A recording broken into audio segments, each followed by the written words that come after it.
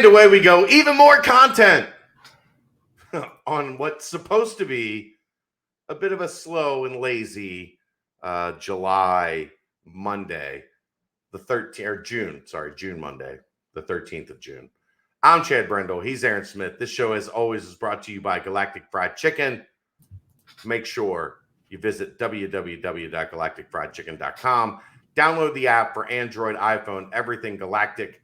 Get your delivery from Galactic Fried Chicken by going to the website, getting the app, having them bring it to your house. Or go to Dayton, Kentucky, tell them to pump it up, get yourself 15% off.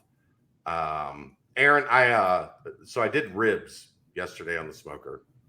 Yeah. And I used a Carolina Gold rub on the ribs. Mm-hmm. I think I need to try the ribs with Galactic sauce as the binder.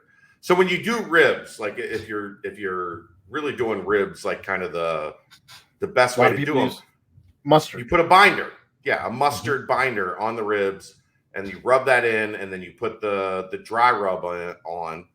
Right. I went Carolina Gold.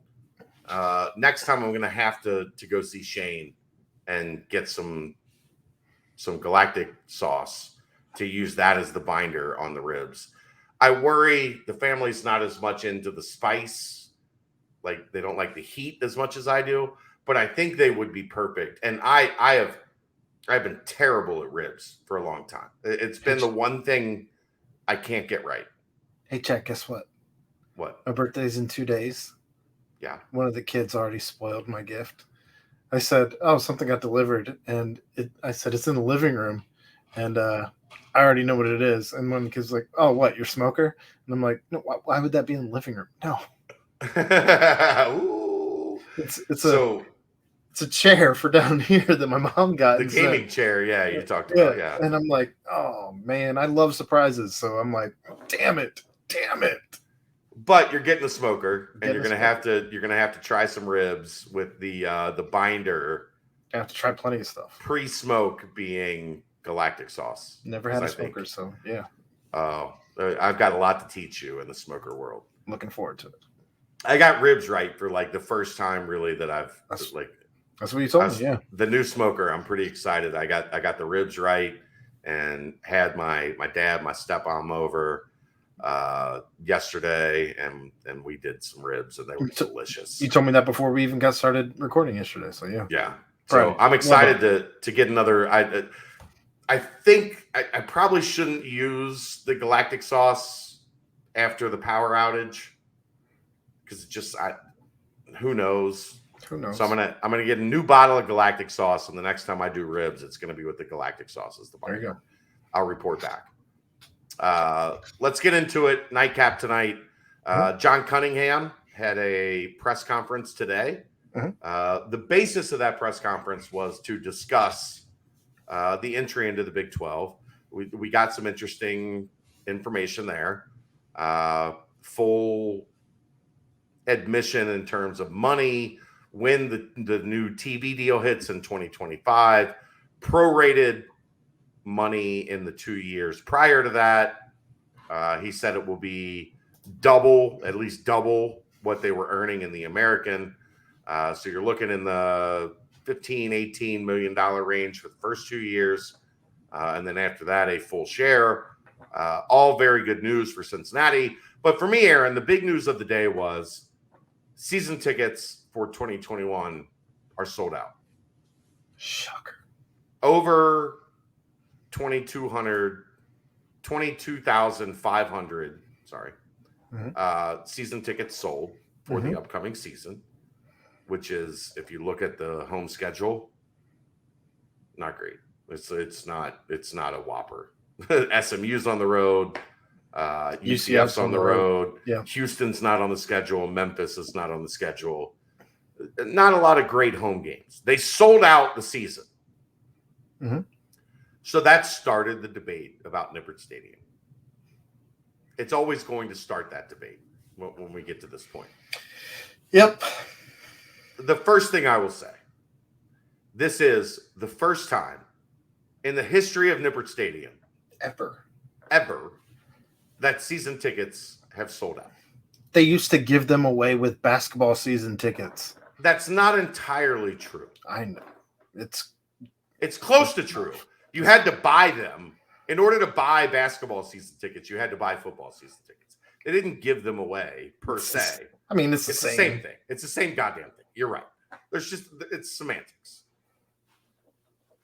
So it starts up the debate. Jeff Wallner, who I have worked with in the local media for a long time, he's a freelancer. He covers a lot of different stuff. He says, Go Bearcats has sold a school record 23,500 season tickets. Nippert Stadium won't suffice if the program continues on this trajectory. And I think it's maybe one of the most incorrect takes I've ever heard in local media. We are witnessing, as new stadiums are being built, that the numbers are shrinking. Mm-hmm. The live product is becoming premium. Mm-hmm. Because it is much easier to sit in your house and drink a very reasonable amount of Urban Artifact beer while you're in your living room, dining on your catered Galactic fried chicken, and enjoying the game at a reasonable price. We are going away from 60 and 70 and 80,000 seat stadiums. More. Put the people up in, the far catacombs of a stadium that it takes 20 minutes to walk up 30 flights of stairs to get to the top. Sure. Nippert is ahead of the curve in that, right? It is a small, intimate, loud, intimidating venue to play in. And I don't see any reason that Cincinnati has to jump to 50, 60, 70,000 seats. One, it's never going to work. You can't fit that many seats. Not where in that space. Correct. And you're never moving. You are never moving Nippert Stadium. No, nor should. If they move Nippert Stadium, I will riot. I don't think you'd be the only one. I truly don't think you'd be the only one. And I asked John Cunningham today when another reporter that was at the event asked him about Nippert Expansion, and I asked him to expand, and he told me exactly what I thought he would tell me. The future of Nippert Expansion includes more premium seating. Yep. Wiping out what you want to get to 50,000 seats, to maybe get to 35,000 seats. Because it's untenable to spend $50 million to add 10,000 general admission seats, bleachers. Financially, it doesn't make sense. The juice is not worth the squeeze.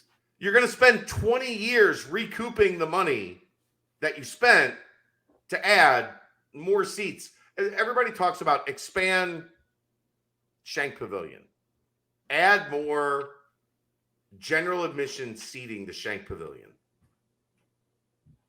You know what I see on Saturdays in the fall? Shank Pavilion that is full in the middle and, scattered, unless it's a premium game. It's a big-time game. Scattered on the outer reaches of the arena. You're muted. Oh, okay. That's on purpose. Gotcha. I thought you were talking to me. Nope.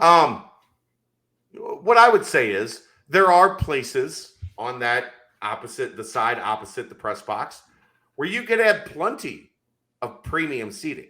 Sure, absolutely. And still probably maintain a similar general admission type feel to that opposite side. But the reality is you're not getting to 50 or 60,000 at Nippert Stadium. It's never going to happen. It's a bad investment. It's a terrible investment. If going for general admission, absolutely. I mean, but what? Like, I just don't understand the why. Like, so you're so you can say you have it just 50,000 seats. It doesn't make sense. And as you see prices rising everywhere on everything, I think that the fact that UC sold out for the first time during a weird time, just with everything going on, we might have peaked right here, right now, as far as the people that would go to the stadium. So why, to your point, yeah, absolutely. Why would you make a whole bunch of general admission where you're getting, even if we raised prices on general admission, for what? That's the part I just don't understand. Like, we're already loud, and everyone who comes to Nippert right doesn't want to come to Nippert again. Everybody that you've already accomplished everything that you would intend to accomplish with the stadium. Yeah. The atmosphere is electric for a big game. Well, and the crowd is perfect for a big game. You brought up Temple, the Temple where senior night that came up tonight on the podcast 2019 on the BVP when the two final home games were embarrassing. Why would you want to do that again with a larger stadium to where you're begging people to fill the stadium because you built a whole bunch of new seats? It just doesn't make sense. Like, help it make sense, right? Like, life is about supply and demand. Mm-hmm. You know what happens if there's a waiting list for season tickets? Every ticket becomes more valuable to everyone who already has them. Go listen to my question to John Cunningham, and he says the same thing. If we put 50, 60,000 seats at Nippert Stadium, we have eliminated the 100+ years of work we've done on making every seat in that building valuable. The math is terrible. It doesn't add up. Sure, if you can find a way to put some premium seating between the Linder Center and field level at Nippert Stadium, you do that. You absolutely do that, because you're talking about $50,000 a spot, $100,000 a spot. When you look at some of the club seats or the premium suites, yeah, $1 million donation was required for a lot of those. That is recouping your investment. Just putting a bunch of seats. Aaron, last year, in a year that Cincinnati went to the college football playoff, mm-hmm. you could get season tickets for $150. I know. We doubled ours. You shouldn't be able to get a seat for $150 a game. Right? Like, Cincinnati has done a great job of maximizing getting people into Nippert Stadium mm-hmm. at effective price points. Well, guess what? You're going into the Big 12. Those price points, they're all going up. You think you're going to sell out first season at Big 12 pricing? We'll see. Well, they raised the price point this year to condition everybody. Because it's going to go up again. Right. They had a lot of people see their price point double. And you know what they did? They bought those damn tickets. You know why? Because it's a great value still, even at a doubled price point. It's not just a great value, it's a great investment, right? Right.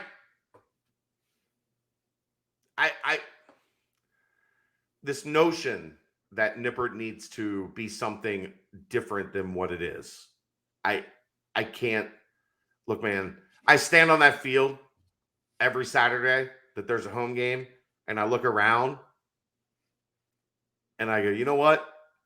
I am lucky to be standing here and experiencing this. Chad, I come down every fourth quarter, and you and I have talked about it. Why do I come down every fourth quarter? Just to see it. To feel the atmosphere. Like, it's not for any other reason. It's to get down there and to be able to articulate in words what it felt like to be there in the field and not just in the box.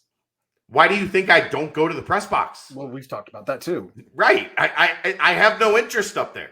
That up there does nothing for me in terms of being able to describe and relate the experience to people that aren't there.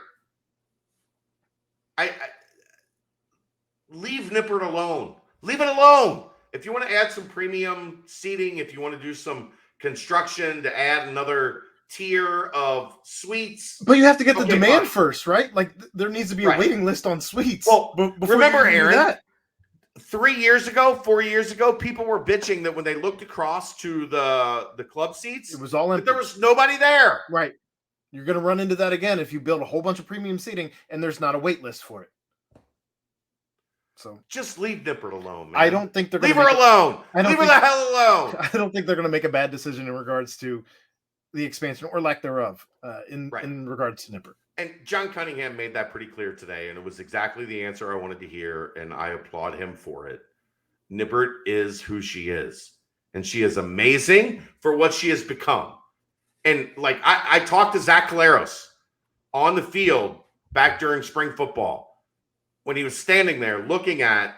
I actually talked to D'Angelo Smith a week ago, who was at camp. He's the cornerbacks coach at Ohio University. He was at camp working. And I was like, what do you think when you come back here? And he said, man, I stand here and look at that press box and look at how this place looks now. Mm-hmm. And it blows me away because it's nothing close to what we experienced when we were here. Weird. She's perfect. Leave her alone, Jeff Wallner. Back off. We'll see you tomorrow night. It's the Nightcap. Brought to you by Galactic Fried Chicken, right here on BearcatJournal.com. See ya!